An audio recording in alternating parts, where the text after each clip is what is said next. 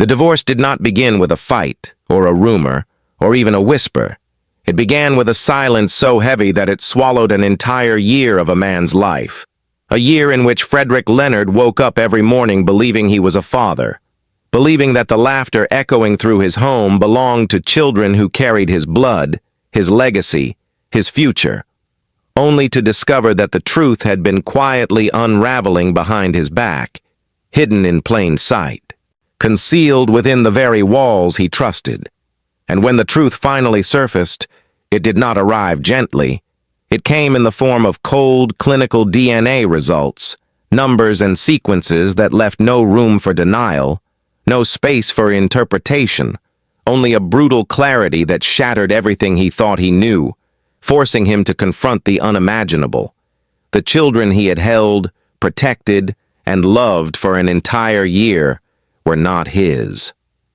For months, he had chosen silence, not because he had nothing to say, but because every word felt too small to carry the weight of what had happened, because betrayal of this magnitude does not scream. It lingers. It seeps into every memory, every shared glance, every quiet evening that once felt safe. Yet when Frederick Leonard finally broke that silence, it was not with anger alone, but with a kind of controlled devastation that revealed just how deeply he had been wounded, not only as a husband, but as a man who had built his identity around trust, loyalty, and the belief that love, once given sincerely, would be returned in the same measure. According to those close to the situation, the turning point was not the discovery itself, but the moment he realized how long the truth had been hidden, how every smile, every reassurance, every ordinary day had been layered with something unspoken, something that had quietly rewritten the reality he was living in. And it was in that moment that the narrative of his marriage began to shift, no longer a story of partnership, but one of unanswered questions, of timelines that no longer aligned, of memories that suddenly felt incomplete, as if pieces had been deliberately removed. The marriage, which lasted just a year, now seemed less like a chapter and more like a carefully constructed illusion, one that collapsed the instant the truth was confronted, leaving behind fragments that Frederick could no longer ignore. He was no longer asking what went wrong, but rather how long it had been wrong, how deep the betrayal truly ran, and whether any part of what he had lived was ever real. Sources suggest that his decision to walk away was not impulsive, but inevitable. A conclusion reached not in a single moment, but through a slow accumulation of realizations, each one more difficult than the last, until staying no longer felt like strength, but like surrender. And yet, even as he stepped away, there was no dramatic closure, no definitive explanation that could neatly tie together the contradictions he had uncovered, only a lingering uncertainty that refused to settle. What makes his story so unsettling is not just the betrayal itself, but the quiet way it unfolded, the absence of obvious signs, the normalcy that masked everything beneath it, raising a question that continues to echo long after the headlines fade. How much of what we trust is built on what we see, and how much depends on what remains hidden, waiting for the moment it can no longer be concealed? If you step closer into that year, into the quiet, almost invisible details that once felt ordinary, you begin to understand why the truth did not arrive as a single shock, but as a slow, suffocating realization that crept into Frederick Leonard's life piece by piece, like a shadow that had always been there, but only revealed itself when the light changed. Because it was never just about the results of a test, it was about the mornings when he would wake up before everyone else. Standing for a moment at the doorway, watching the children still asleep, their small breaths steady and innocent, and feeling that quiet, unspoken pride that only someone who believes he is a father can feel, a pride built not on proof, but on presence, on the simple act of being there day after day, night after night, without question. It was in the way he remembered adjusting a blanket that had slipped off a tiny shoulder in the middle of the night, careful not to wake them, the way his hands moved instinctively, as if guided by something deeper than thought, something that made him believe he belonged in that moment. that he had a place in that life. And now, looking back, those same gestures felt heavier, almost surreal, as if they belonged to someone else, someone who had been living a version of reality that no longer existed. There were the small conversations, too, fragments of a life that once felt whole, like the times he would be asked simple questions, innocent questions, questions that only made sense within the context of a shared bond, and how he would answer without hesitation, never imagining that beneath those exchanges there was a truth he had not been allowed to see. And perhaps that is what makes the memory so difficult to hold on to, not because it was false, but because it was incomplete, because something essential had been missing all along, hidden behind a silence that no one acknowledged. According to those familiar with his daily life, Frederick was not a distant figure within that home. He was present in the smallest ways, in routines that rarely make headlines, in moments that are too ordinary to be noticed until they are gone. The sound of footsteps in the hallway, the pause before entering a room, the quiet laughter that filled spaces no one thought to question. And it is precisely these details that now carry the weight of everything that followed, because they transform the story from something distant into something deeply personal, something that feels almost uncomfortably close, as if anyone standing in his place might have seen the same things, believed the same truths. The betrayal, then, is no longer an abstract idea. It becomes something tangible, something that exists within these small, intimate moments. Moments that once defined a sense of belonging and now raise questions that cannot easily be answered. When did the distance begin, if it ever existed at all, and how could something so significant remain hidden within something so familiar? There were evenings, too, when the world outside seemed irrelevant, when everything narrowed down to the quiet rhythm of a home that felt complete, where time moved gently, without urgency, where nothing appeared out of place. And yet, in hindsight, even those moments seem to carry a different tone, a subtle shift that is almost impossible to describe, as if the truth had always been present in the background, waiting patiently, unseen, until the moment it could no longer be ignored. What draws you deeper into this story is not just what happened, but how it felt from within, how the ordinary became extraordinary only after it was lost,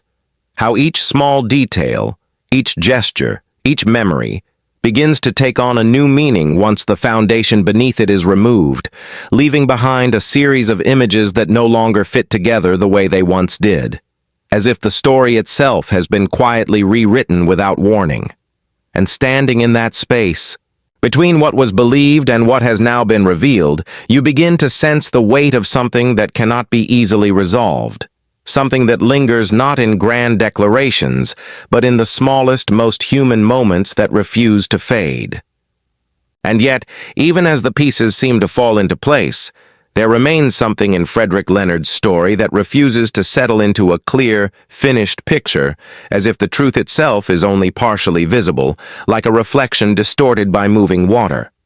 Because the more one looks back at that year, the more certain details begin to resist explanation. Small inconsistencies that once felt too insignificant to question, but now linger at the edges of memory, quietly demanding attention without ever fully revealing what they mean. There were moments, barely noticeable at the time, when something felt slightly out of rhythm,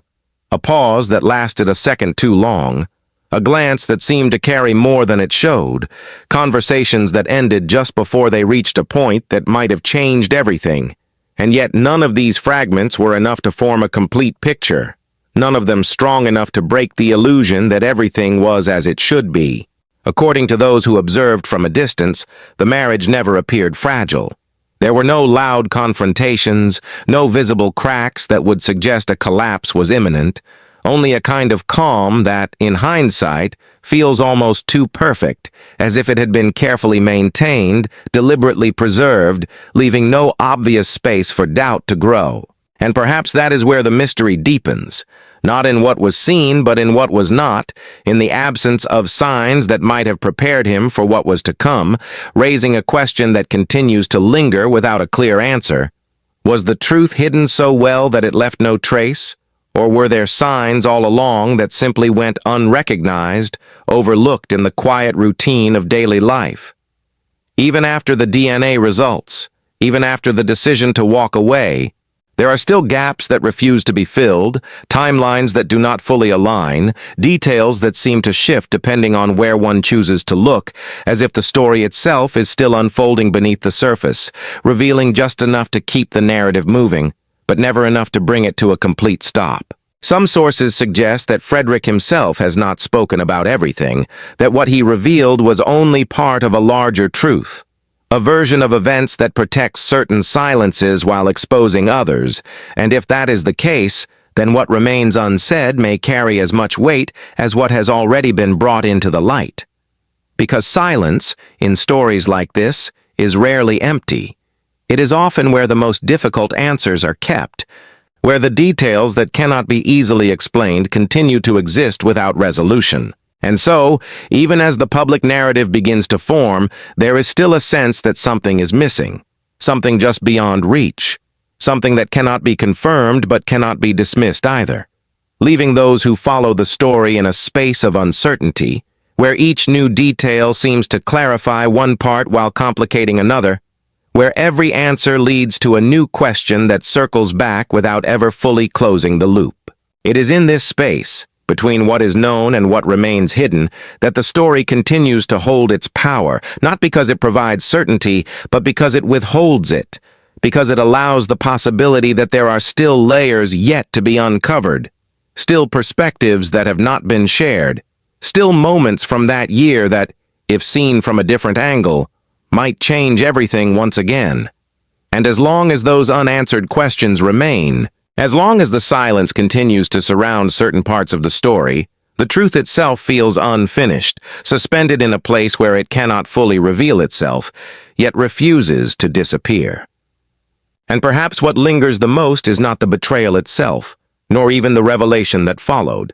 but the quiet, almost imperceptible shift in how Frederick Leonard now moves through the memories he once held so firmly, as if each recollection has become something fragile, something that might change shape the longer he looks at it, refusing to remain exactly as it was. Because there are still moments from that year that do not feel entirely broken, moments that resist being rewritten, that insist on holding on to a version of truth that no longer fits with what he knows now, and it is within that tension that the story seems to continue, not forward, but in circles, returning again and again to the same unanswered spaces. There are questions that do not disappear, even when they are no longer spoken aloud. Questions about timing, about silence, about the subtle ways in which something so significant could exist alongside something that felt so real. Questions that seem to echo quietly in the background, never fully forming into words, yet never completely fading either. And perhaps what makes them so difficult to confront is that they do not lead to clear answers, only to more uncertainty, more possibilities that branch out in directions that cannot be easily followed. Some who have tried to understand the situation suggest that the truth may not be singular, that it may exist in layers, each one revealing something different depending on where one chooses to stand. And if that is the case, then what Frederick experienced may be only one version of a larger, more complex reality, one that cannot be reduced to a single explanation without losing something essential in the process. Even now, there are fragments of that year that remain untouched, details that have not been shared, moments that have not been revisited, as if they are being held at a distance, not because they are unimportant, but because bringing them closer might change the story once again in ways that are not yet fully understood. And so they remain where they are, suspended somewhere between memory and silence, neither fully present nor entirely gone. It is this sense of incompleteness that gives the story its lingering weight, the feeling that something is still unfolding beneath the surface, that what has been revealed is only part of a narrative that continues to evolve, quietly, almost imperceptibly, beyond what can be seen or confirmed. And in that space, where certainty begins to dissolve, and the boundaries between truth and perception become less defined, the story does not reach an ending so much as it fades into a kind of stillness, where nothing is fully resolved, where the past does not neatly settle into place, and where the questions that remain seem less like something to be answered and more like something to be carried, quietly, without conclusion, into whatever comes next.